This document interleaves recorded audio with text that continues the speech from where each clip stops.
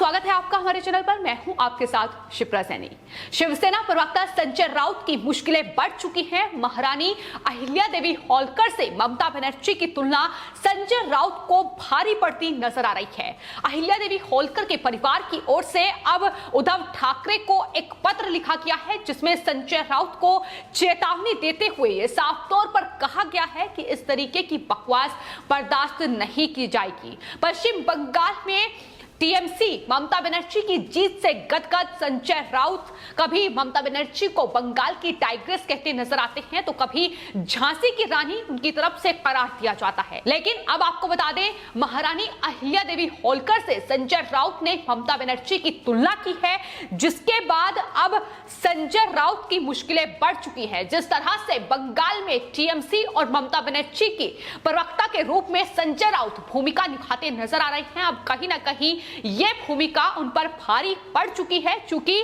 शिवसेना के मुखपत्र साफना में संजय राउत की तरफ से हाल ही में ममता बनर्जी पर टिप्पणी करते हुए ये लिखा गया था कि दरअसल जैसे अहिल्या देवी होलकर ने युद्ध लड़ा था और उसमें जीत हासिल की थी, वैसे ही ममता बनर्जी ने भी पश्चिम बंगाल में जीत हासिल की है।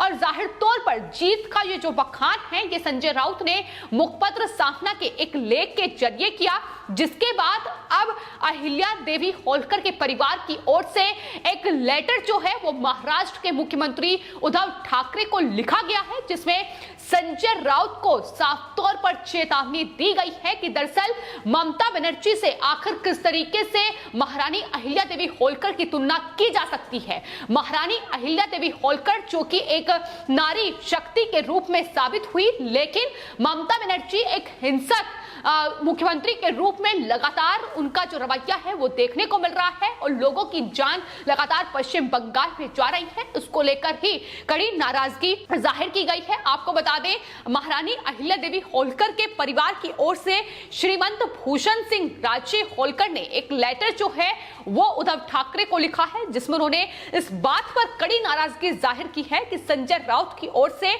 जो लोकमाता है अहिल्या देवी होलकर, उनसे ममता बनर्जी की तुलना की गई है। उन्होंने साथ ही यह भी लिखा है कि महान अहिल्या देवी होलकर जी की तुलना हिंसक ममता बनर्जी से की, जो कि हमारे ही लोगों पर अत्याचार कर रही है।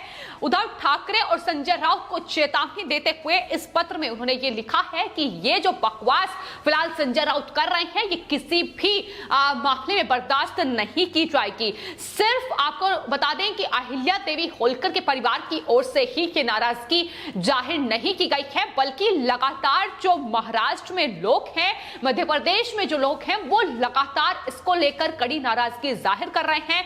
संजय राउत पर लगातार टिप्पणियां की जा रही हैं। जिस तरीके से उन्होंने अहिल्या देवी होलकर को लेकर ये टिप्पणी की है, उनके खिलाफ लोगों का जो गुस्सा है वो चरम पर है। उनका साफ तौर पर यह कहना है कि संजय राउत ने जिस तरीके से अहिल्याबाई होलकर से ममता बनर्जी की तुलना की है, उसे करके उन्होंने देश के जो धनगर समाज और देवी अहिल्याबाई होलकर का अपमान किया है। संजय राउत को तुरंत उनसे माफी मांगनी चाहिए। संजय राउत को सलाह भी दी जा रही है कि वो अपनी जुबान पर काबू रखें, वरना उन्हें राजनीति में रहने का कोई अधिकार ही नहीं है। तो ये गुस्सा और नाराजगी है जो अब लगातार संजय राउत के खिलाफ बढ़ती नजर आ रही है। लेकिन फिलहाल जिस तरीके से टीएमसी के प्रवक्ता की भूमिका संजय राउत निभा रहे हैं, उस पर भी लगातार सवाल उठ रहे हैं। उनका कहना है कि दरअसल टीएमसी का जो समर्थन, जो पश्चिम बंगाल की मुख्यमंत्री ममता बनर्जी का समर्थन शिवसेना कर रही है, ये जाहिर तौर पर बता रहा है कि किस तरीके से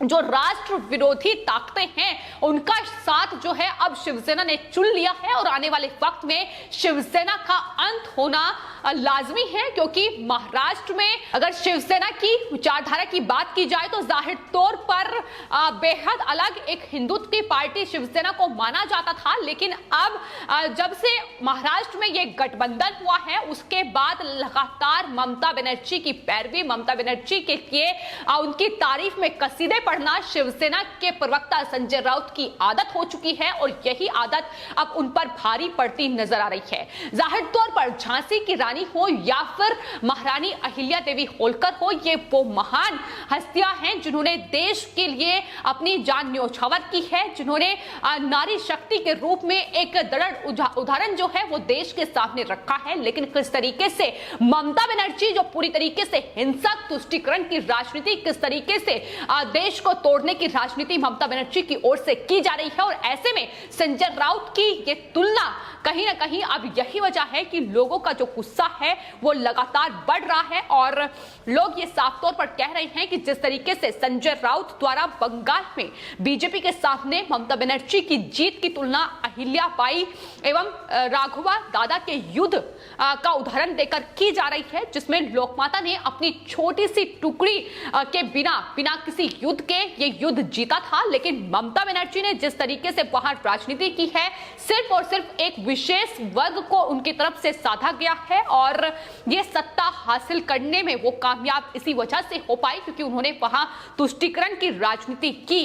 उनमें ये तुलना नहीं की जा सकती है अहिल्या देवी होलकर के युद्ध से, ये तुलना नहीं हो सकती है, उनकी जीत से ममता बनर्जी की तुलना नहीं की जा सकती है। और यही वजह है कि अब लगातार जो होलकर समाज है वो लगातार अब इसको लेकर कड़ी जो नाराजगी है वो जाहिर करता नजर आ रहा है। तो लोग लगातार संजय राउत और महाराष्ट्र के मुख्यमंत्री उद्धव ठाकरे को घेर रहे हैं। उनका कहना है कि दरअसल सत्ता के लालच में राष्ट्र विरोधी ताकतों के सामने शिवसेना झुक जाएगी, इसकी कल्पना किसी ने भी नहीं की थी। और अब शिवसेना का पतन महाराष्ट्र में निश्चित दिखाई दे रहा है। जिस तरीके से उनकी पार्टी के नेता सत्ता के लालच में बंगाल की मुख्यमंत्री ममता बनर्जी और तमाम ऐसी विचारधाराओं, ऐसी धारणाओं का साथ दे रहे हैं जो कि राष्ट्र विरोधी हैं, और अपने आप में महाराष्ट्र से लेकर अब देश के तमाम राज्यों में शिवसेना के खिलाफ नाराजगी बढ़ती दिखाई दे रही है। लेकिन फिलहाल महाराष्ट्र में सत्ता में बने रहने के लिए महाविकास आघाड़ी सरकार की ओर से ये तमाम चीजें अपनाई जा रही हैं। केंद्र सरकार पर तमाम सवाल उठाए जा रहे हैं, और जिस तरीके से बंगाल को कहीं ना कहीं मोहरा बनाकर केंद्र सरकार को घेरा जा रहा है, उसी तरीके से कोरोना का बहाना लेकर भी अब केंद्र सरकार पर लगातार तमाम आरोप महाविकास आघाड़ी सरकार, यहां तक कि उनके तमाम नेता और मंत्री हर रोज मरते नजर आ रहे हैं, कभी ऑक्सीजन की कमी को लेकर तो कभी दबाव को लेकर। लेकिन उस पर अब आपको बता दें कि महाराष्ट्र में बीएमसी चीफ इकबाल सिंह चहल का एक बड़ा बयान सामने आया है, जिसमें उन्होंने कहा है कि दरअसल ऑक्सीजन संकट को लेकर जिस तरीके से केंद्र को जिम्मेदार ठहराया जा रहा है, बल्कि ऑक्सीजन की कमी अगर महाराष्ट्र में बात की जाए तो वो केंद्र नहीं बल्कि राज्य सरकार इसके लिए जिम्मेदार है। ये साफ तौर पर उनकी तरफ से कहा गया है। इंडियन एक्सप्रेस को दिए गए एक इंटरव्यू में बीएमसी चीफ इकबाल सिंह चहल ने कहा है कि केंद्र सरकार को देश में ऑक्सीजन संकट के लिए जिम्मेदार नहीं ठहराया जा सकता है, क्योंकि राज्य सरकारें जो हैं वो अपनी जिम्मेदारी से पल्ला झाड़ रही हैं। जहां उनकी जिम्मेदारी बनती थी कि कोविड के मद्देनजर व्यवस्थाएं की जाए, बेड, ऑक्सीजन और तमाम जरूरी जो सुविधाएं हैं वो अस्पतालों में मुहैया किया जाए, लेकिन सही समय पर वो चीजें का प्रबंध नहीं किया गया, और अब उसका ठीकरा केंद्र सरकार पर फोड़ा जा रहा है। और यही वजह है कि अब बीएमसी चीफ का यह बयान जो काफी मायने रखता है उस वक्त में जब लगातार उद्धव ठाकरे सरकार केंद्र पर ऑक्सीजन की कमी का रोना रो रही है। उन्होंने साफ तौर पर यह कहा है कि इसके लिए केंद्र नहीं बल्कि राज्य जिम्मेदार हैं, क्योंकि सही तरीके से आवंटन राज्य भी नहीं कर पा रहे हैं, ना ही वैक्सीन का और ना ही ऑक्सीजन का।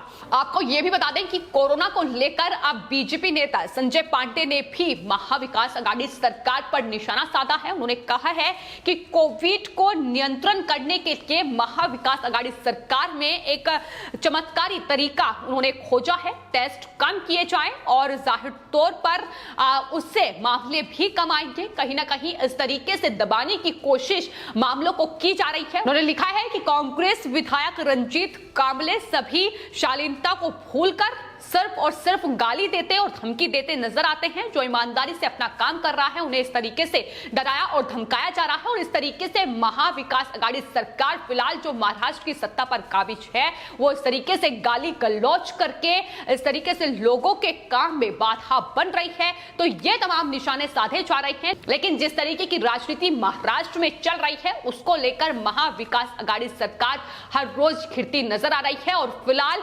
सामना के इस लेख में जिस तरीके से एक महारानी अहिल्या देवी होलकर से संजय राउत ने तुलना की है वो साफ तौर पर उन्हें चेतावनी मिली है कि दरअसल इस तरीके से तुलना ना की जाए, इस तरीके से टीएमसी के प्रवक्ता के रूप में संजय राउत काम ना करें, उनके लिए बेहतर होगा। क्योंकि कहीं ना कहीं इसके चलते शिवसेना महाराष्ट्र में पतन की ओर बढ़ रही है। फिलहाल आपकी इस पूरे मामले पर क्या राय है हमें कमेंट बॉक्स में जरूर लिखें और चैनल को सब्सक्राइब करें। धन्यवाद।